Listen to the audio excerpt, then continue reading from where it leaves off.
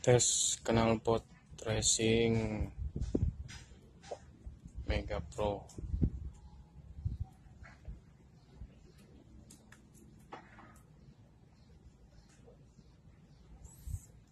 Coba kita tes suaranya.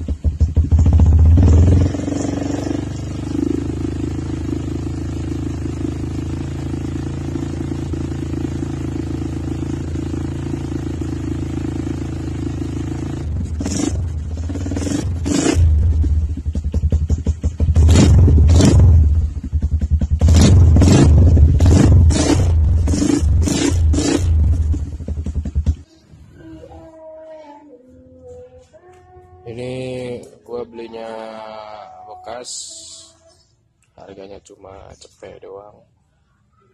Tadinya mau buat cuma coba-coba, tapi pas dipakai lumayan keren lah. Dia suaranya ngebas. Kalau dia gasnya kenceng, dia makin gede suaranya.